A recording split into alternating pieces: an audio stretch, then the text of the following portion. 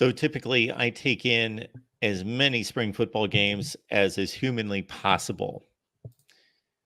Maybe I'm stretching that just slightly. Maybe it's not humanly possible, but I'm watching even down to the likes of Purdue and whomever. However, I just moved into a new place. I've yet to make a decision on, am I going to get YouTube TV or cable or this or that? And I've not really thought it that necessary to make and rush that decision and figure that out just to watch spring football games that you can see on YouTube like 3 hours later and see whatever you need to see. So, that being said, I didn't see any of the Miami spring game. So, I jumped around to several sites to gather some information and see what happened.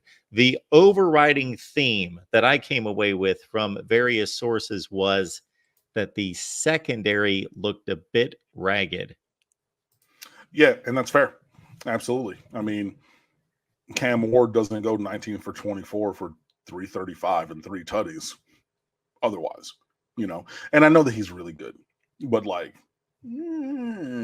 there's also, I mean, spring games, exhibitions such as these are tilted towards the offense. And I think that we saw that.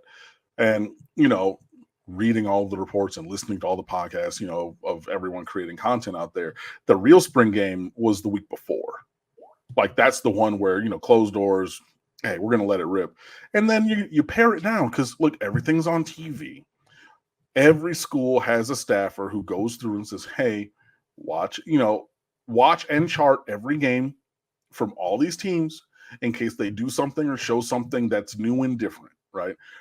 I don't know if y'all remember, but I remember when Miami hired Dan Enos. You remember the "Where the fuck is Dan?" story from Saban at Alabama. Entirely true, by the way. I went to that, and that was the year that there were 2 events. There was one at Traz Powell, and then a week later there was one in Orlando. Did not go to the one in Orlando because, why? But I remember being at Traz Powell Stadium, sitting with a bunch of Hurricanes fans, at that, the mecca of high school football in Miami-Dade County.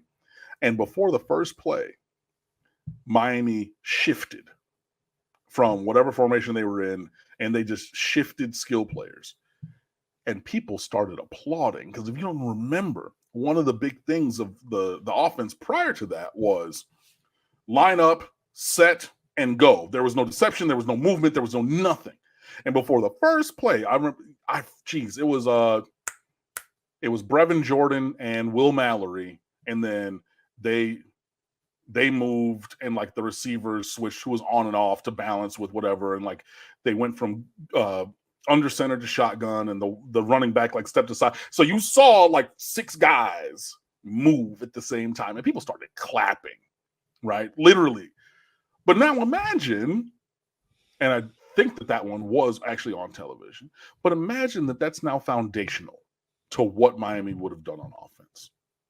I don't know if you remember, but I remember growing up in Michigan, and I would watch the few Florida State games that were on because they're a national brand. So I would see Miami and Florida State, and I would see Florida and Florida State, right? And I would remember when they had Charlie Ward in them and Warwick Dunn and all those guys, that Bobby Bowden would shift from eye to gun and gun to eye frequently, line up, set, and then they would shift, right? But that was a thing that they did. If Miami were to do that this year and be cool, well, this is our new thing, whatever it is, it would be on TV. It would be on film from this one. So this leads me back to my original point. Every single team, every single organization, every single athletic department, football program has somebody who's going to watch and write all these things down, which is why you go super vanilla in the spring. You show them your staples, because everyone knows your staples, you know what I mean? But not the specials. And I think that that was part of this scenario as well. I don't know that, it should be a staple of the defensive performance that the defensive secondary is as lackluster as we saw on Saturday. Maybe infusion of talent would help that, and maybe just another few months of development. But that was part of things. And that should also make you a little bit excited for this offense, because Cam Ward is arguably the best returning quarterback in the country, guys. He's the goods. And I think that with him on this roster, Miami is about to go shopping in the portal. Like, we are really looking for gourmet ingredients, like top of the list shopping. I saw somebody in the chat. Do you think that Miami is going after a receiver? Absolutely. Do I know who? No. But I think, we'll see as the portal develops in this next little bit. Yes, I do think that Miami is going to go after a top tier receiver. I already mentioned Damian Martinez and, maybe others as top tier running backs. But like, we're looking for game changers now. We're looking at the top of the roster, the best guys that we can get from wherever we can get them. That's what it is. I tweeted it before, and I've said it in here before.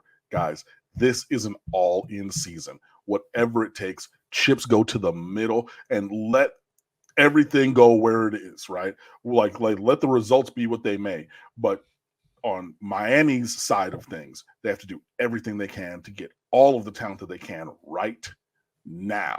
This is a go for it season, even absent what happened to Florida State, right? Because they went all in last year, and then they had some major catastrophic injuries, including their quarterback or two, and then didn't get to the playoff. We all know all that stuff.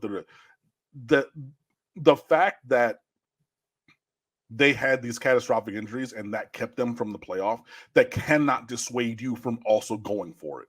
The scenario and situation is such that you have to push. And I think Miami's going to. Chuck C., thank you so much for being here. We appreciate your contribution, sir. And then we also have Michael Davis chiming in with, of course, we read all super chats, 4th and 14, 45-3, 27-20.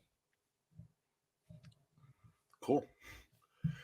Those are things that happened. True. Yes, we could all be writing comments back and forth on both sides of the series, claiming various scores and statistics. Right. And I mean, like, look, again, y'all have beaten us 3 in a row, including last year when, if Tyler Van Dyke didn't just whatever, could have, would have, and should have, but we didn't win that game, right? Yeah, okay, good game. It was. I think it was more of a close game than a good game, but yeah, still. Yeah. Sure. But like, yeah, look, y'all went for it, had some unfortunate injuries, and I never root for anybody's injuries, and I did not celebrate those injuries when they happened. And you can go look around where I was even, shaming people for being excited the 13 got hurt. I'm not going to say that, but my point with that is, Michael, y'all went for it and didn't get where you wanted, even with an undefeated season. That cannot dissuade, like, that's immaterial to Miami. We have to go all in. This Canes Collective that's now sponsoring all these sites and all these shows and all these things, they want their name out there all the time. Hey, spend the money, guys. You know what I mean? And I know that there was a conversation relative to a couple of players in last recruiting class was like, I don't know if we want to spend money here and money there. You want to compete with the big boys, you're going to be spending a bunch of money. And I think that now going to the transfer portal, you're going to be spending money. Canes Collective, talking to you. So, put the money where you are purportedly putting your mouth. That's what it's going to have to be. As the two fan bases go back and forth, I would also have to say, though, that this is inconsequential. Mario Cristobal is 12 and 13. Mike Norvell was 3 and 6, 5 and 7, 8 and 13.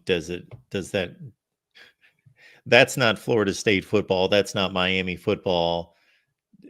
They were both lousy their first 2 years. They're both in the Mario Cristobal is in the process of building something at Miami. Mike Norvell has built something to a certain extent at Florida State. We'll see if it's lasting. Mm-hmm. So that to me is inconsequential, comparing two lousy records from the first 2 seasons of each coach's tenure. Yeah, how the mighty have fallen, where it's not, we won a championship in 99. Yeah, we had the best team ever in 01.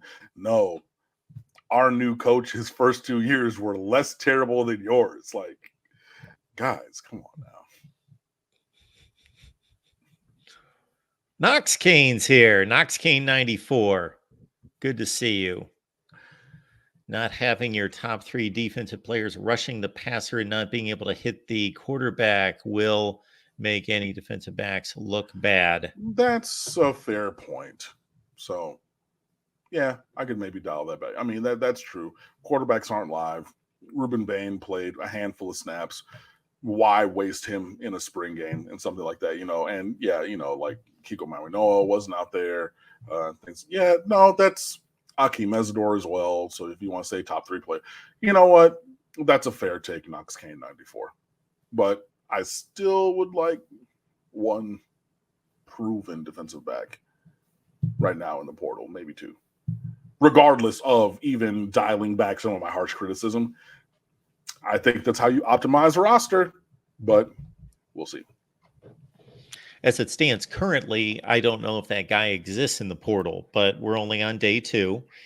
And I will say, based on my observation, and we've gone live every day, meaning Tuesday and Wednesday, we will continue throughout the week, 3 p.m. Eastern, folks, on the national channel. And we just basically run through all the portal news of the day, and we bring on whatever contributors can make it to discuss their respective teams. But it was my observation today that out of the dozens and dozens of players that at least we ran through the last 2 days, I would say 5 to 6 of them were obvious choices of the player, like the caliber of player that you knew that they weren't kicked out of the door. Mm-hmm. The latest is TCU defensive tackle. He was freshman All-American 2 years ago. He was All Big 12 this past year. They obviously didn't kick him out the door. He's looking for another opportunity. Yeah. The Louisville running back from Toledo who led the MAC in rushing, was a top 10 rusher in the nation, Panay Boone. Yeah, that guy's doing whatever he wants. He's looking for another opportunity. I mean, hey, but also like Donald Chaney Jr. is up there in Louisville making other guys leave. You know what I mean? Cam can't see the light. Where? What? Mr. HD said that. What light am I not seeing? Is there a freshman pass rusher you can see making the same impact as Ruben Bain last year from Anthony Manzano? No. Honestly, I don't know that the snaps are going to be there. I think Marquise Lightfoot has tremendous potential, but also he needs to gain maybe 15 pounds, whereas Ruben Bain, was very much game ready, and still could be somebody who, if not full time, but at least rotationally kicks inside because he's a little short for an edge and stockily, muscularly built. You know what I mean? So, yeah, yeah.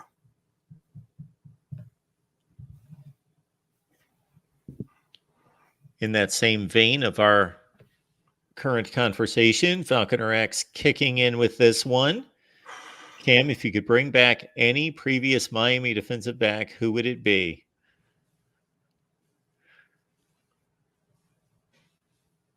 I mean, I know people are thinking that I want to say Sean Taylor, and he's definitely on the list. Ed Reed was even more accomplished at this level. So if you want to go interior, I say it's one of them. Honestly, flip a coin. Can't go wrong either way.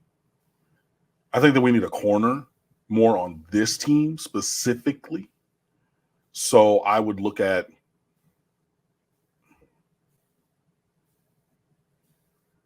maybe a Ryan McNeil, who played in the league for a long time, including for your Detroit Lions. Was a great corner, maybe an Antrell Roll, who was a great corner before he bulked up and moved inside. I know that there's more that I'm forgetting. I mean, shoot, he's an analyst in the building right now. Mike Rumpf was a first-round NFL draft pick. I would say somebody like that. I would lean more towards the corner than the safety, but I just gave you 5 names, and I would take any of them. Like, if you were to transport them from the past onto this roster, now I would take any of those 5. and probably more, but those are the 5 off the top of my brain. So please don't. I know the comments are going to say, but what about? But what about? But what about? But what about? Okay, you can say that. But if you want to keep it even more like super duper duper recent, you know who would be a real big ad on this team next year? Tyreek Stevenson. 2nd round draft pick. Like, I don't know if they do all rookie in the NFL, but I think if they do, he had to have been on that team. Like, I mean, I hate that he's playing for the Bears and doing all that stuff, but like, you know, that he would be a real big ad to put him over there on one side or against a specific guy traveling all game and just, set it and forget it. So plenty of options. And I gave you 6. So pick whichever one of those or whichever other you like.